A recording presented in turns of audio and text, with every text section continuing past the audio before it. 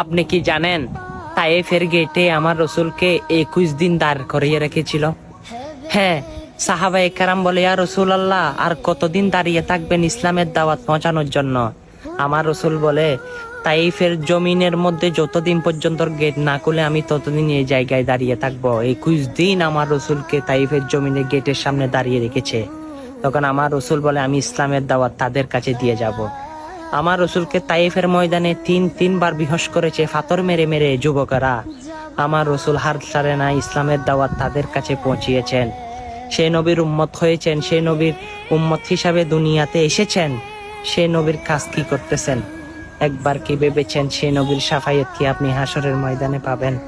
চলুন না, আজকে সে নবীর শাফায়েত যদি হাসরের ময়দানে পেতে চাই, আজকে না হয় ইসলামের দাওয়াতটা সকল মানুষের কাছে পৌঁছাই। লা ইলাহা ইল্লাল্লাহু মুহাম্মাদুর রাসূলুল্লাহ সাল্লাল্লাহু আলাইহি ওয়াসাল্লাম, যে কালেমা আমাদের পরকালের সঙ্গী হবে, সেই কালেমার দাওয়াত কি আমরা মানুষের কাছে পৌঁছাতে পারি না?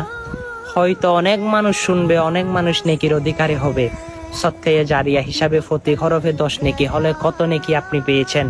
24 ঘন্টা হর গুনাহমোচন হয়েছে।